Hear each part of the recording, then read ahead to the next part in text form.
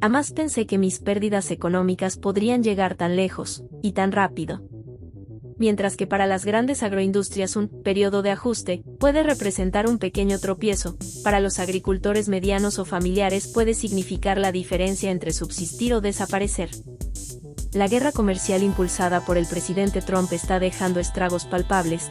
Los envíos de carga en contenedores desde los puertos estadounidenses han caído casi un 50% en comparación con el año anterior. La soya, principal producto agrícola que Estados Unidos exporta a China, ha sido la más golpeada. En una entrevista publicada por Agriculture.com a inicios de junio de 2025, Brian Koch, productor agrícola de Kansas, relató que ha perdido cerca del 80% de sus ingresos tan solo en los primeros 5 meses del año. Dijo con pesar, un año entero de trabajo para terminar con toneladas de soya que nadie quiere comprar. Esta no es ya una historia aislada, sino el reflejo de una catástrofe colectiva que afecta a miles de agricultores atrapados en un conflicto que nunca eligieron librar. El 3 de junio de 2025, mientras los medios internacionales enfocaban su atención en elecciones y conflictos políticos, una crisis silenciosa avanzaba en el corazón agrícola de Estados Unidos. De acuerdo con el reporte del USDA actualizado al 30 de mayo, los principales estados productores como Iowa, Missouri e Illinois están alcanzando el tope de su capacidad de almacenamiento para granos.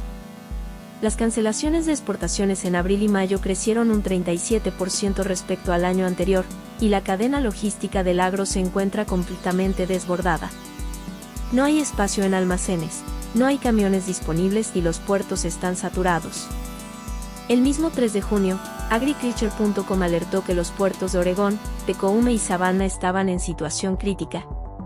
Los contenedores están amontonados, sin barcos que los movilicen. Un alto cargo del puerto de Oregón afirmó que no habían visto una acumulación tan grande de productos agrícolas en una década. Desde Kansas hasta Iowa, los granos permanecen almacenados esperando un comprador que nunca llega. Los contratos internacionales están cayendo uno tras otro. Mercados que alguna vez fueron confiables ahora están cerrando sus puertas.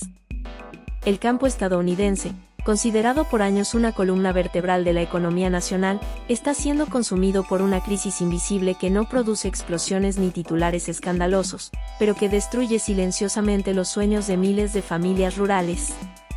Esto no es producto del azar. Es el resultado directo de políticas arancelarias unilaterales, parte del enfoque Estados Unidos primero, impulsado por la administración de Trump. Desde las extensiones de Kansas hasta las llanuras tejanas, el sorgo, anteriormente considerado un cultivo estratégico por su resistencia y su demanda en China, ha perdido casi todo su valor. Mientras en los primeros meses de 2024 se exportaron más de 14 millones de toneladas a China, en 2025 la cifra se desplomó a menos de 78.000 toneladas. Un desplome del 94%. Los productores no cometieron errores, sembraron en función de una demanda concreta. Pero esa demanda se evaporó, no por culpa del clima, sino por decisiones políticas.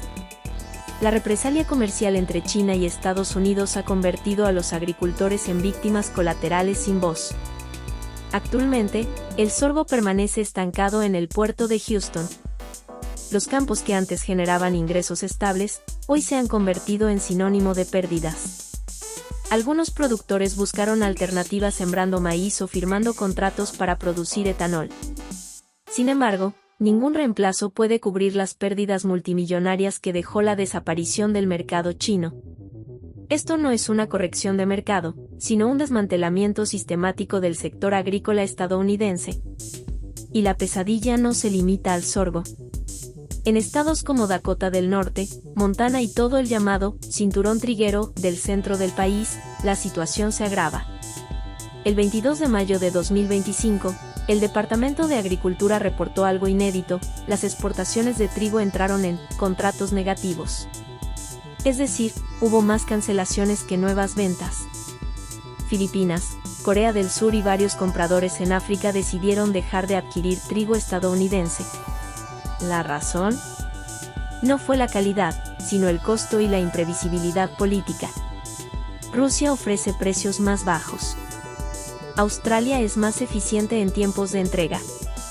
Europa del Este es más flexible en las negociaciones. En este nuevo tablero global, Estados Unidos ha pasado de ser líder a convertirse en la opción menos atractiva, cara, lenta e incierta.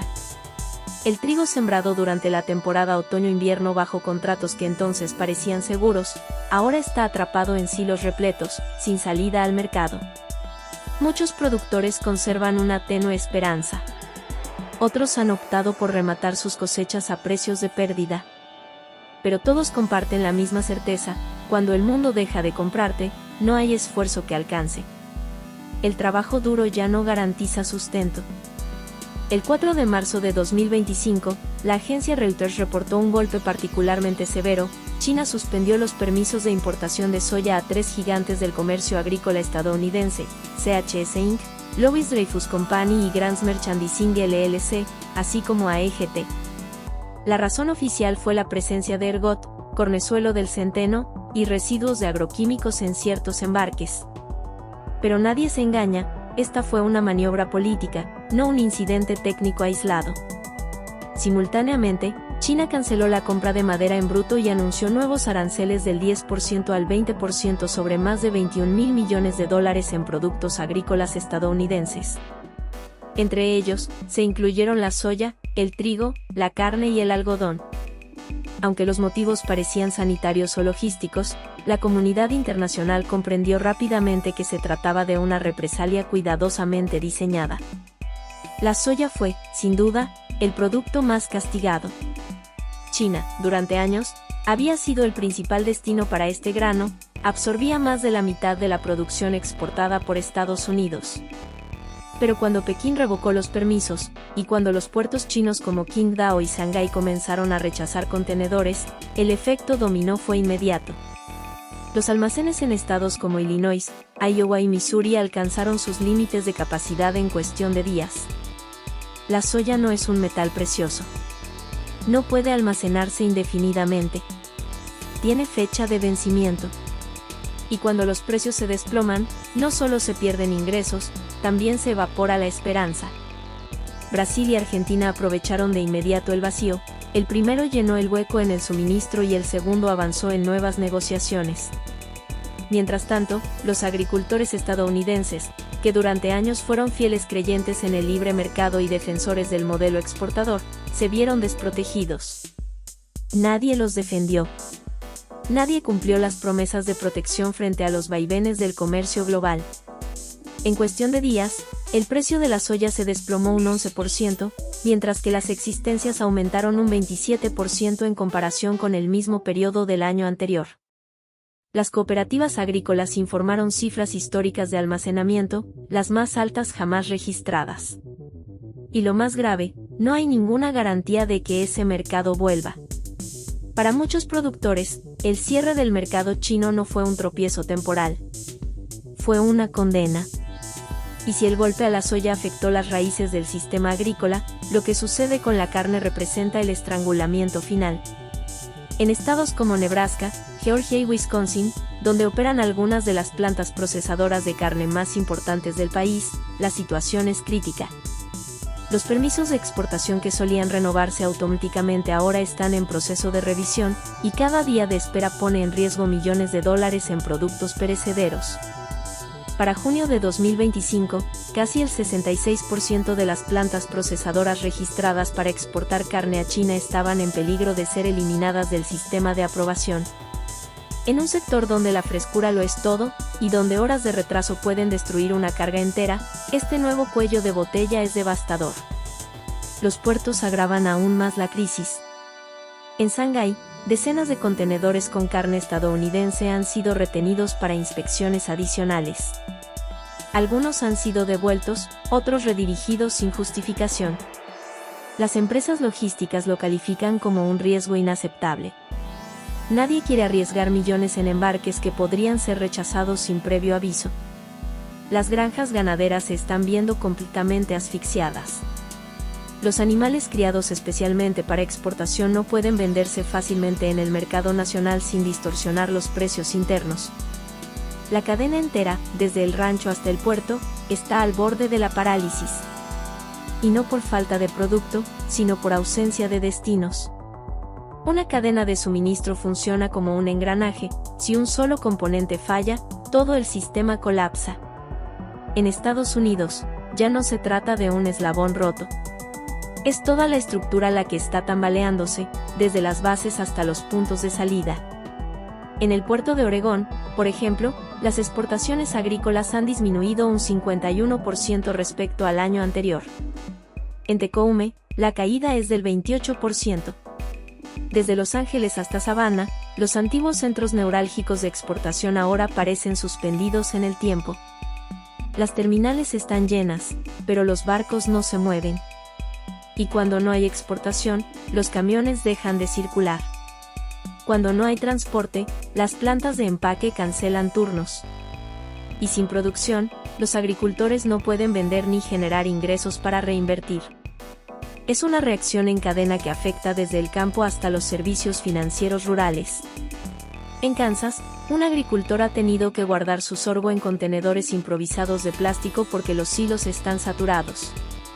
En Montana, una cooperativa dedicada al trigo ha despedido a la mitad de su personal tras la cancelación de contratos. En Iowa, una planta procesadora de carne eliminó el turno nocturno por falta de pedidos.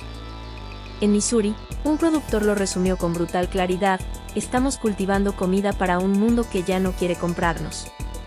Hubo un tiempo en que Estados Unidos era la potencia agrícola por excelencia. Durante la década de 1980, controlaba más del 80% de las exportaciones mundiales de soya y dominaba cerca del 40% del mercado global de trigo.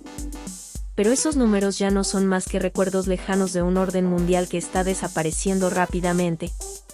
Hasta mediados de 2025, la participación de mercado de la soya estadounidense se ha desplomado por debajo del 30%, y en el caso del trigo, la situación es aún más alarmante: apenas se conserva un 11% de la cuota global. Brasil ha superado a Estados Unidos no solo en volumen de producción, sino también en capacidad exportadora. Rusia, que antes era considerada una región secundaria en materia agrícola, se ha convertido ahora en el mayor exportador de trigo a nivel mundial. Y mientras eso ocurre, países como Vietnam, una nación mucho más pequeña y con menos recursos, están consolidando su presencia internacional con exportaciones de arroz y carne de cerdo a destinos que antes estaban dominados por Estados Unidos. El problema, sin embargo, no se limita únicamente a precios o niveles de producción. El tema central es la confianza. Los grandes compradores ya no perciben a Estados Unidos como un socio confiable.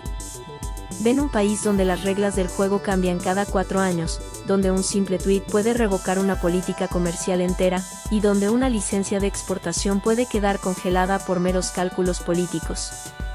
En un mundo que se ha vuelto más volátil, lo que los mercados valoran no es tanto el poder económico o la capacidad productiva, sino la estabilidad. Cuando Estados Unidos pierde esa consistencia, no solo pierde contratos, pierde reputación.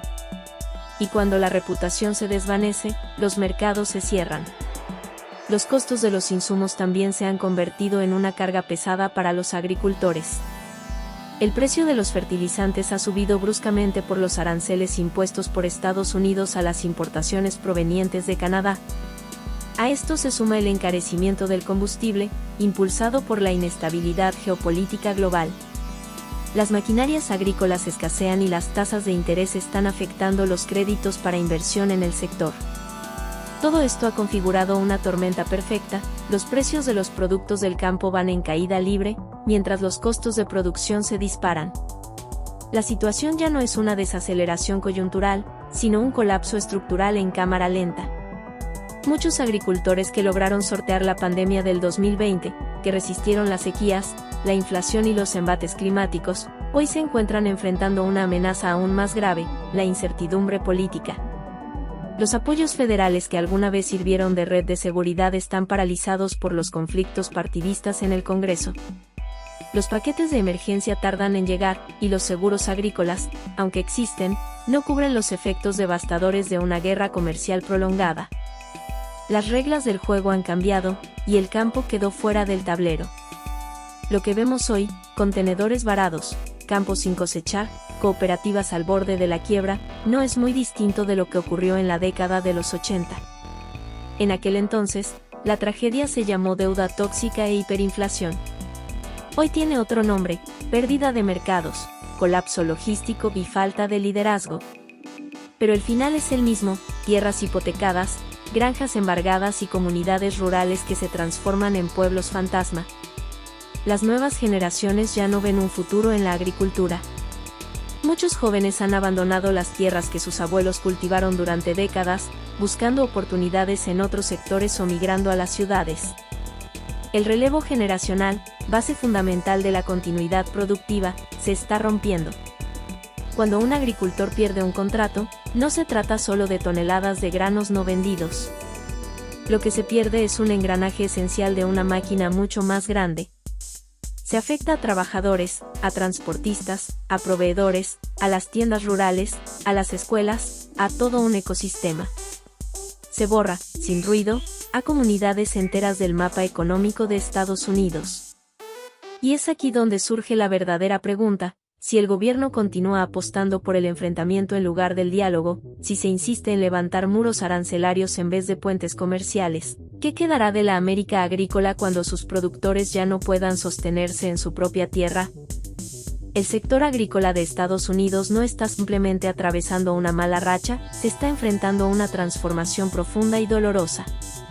Y lo más alarmante es que esta crisis no se presenta con el dramatismo de un colapso financiero inmediato, sino como un desgaste constante, una erosión silenciosa que consume las bases de una economía rural ya debilitada.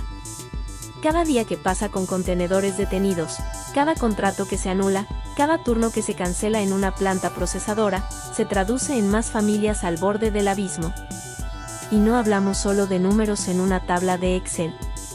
Se trata de historias humanas, personas que desde hace generaciones han trabajado la tierra, que se levantan antes del amanecer, que conocen cada surco de sus parcelas como si fuera parte de su piel, y que ahora ven cómo todo ese esfuerzo se desvanece entre promesas rotas y políticas erráticas. El discurso oficial sigue repitiendo que el sacrificio valdrá la pena, que a la larga se recuperará el terreno perdido. Pero mientras esas palabras suenan en Washington, en los pueblos del interior del país se escucha otra música, la del silencio en los graneros vacíos, la de la maquinaria detenida, la de las voces que se apagan porque ya no queda ánimo ni para reclamar. Lo que ocurre con la agricultura estadounidense en 2025 no es solo el resultado de decisiones económicas fallidas. Es el reflejo de una visión de país que ha dejado de priorizar a quienes alimentan a la nación. Porque cuando las reglas del juego favorecen a las corporaciones logísticas, a los intermediarios financieros o a los intereses electorales, el agricultor queda relegado, expuesto, indefenso. Algunos analistas han comenzado a hablar de una reestructuración natural del mercado, como si este colapso fuera simplemente una etapa más en el ciclo económico.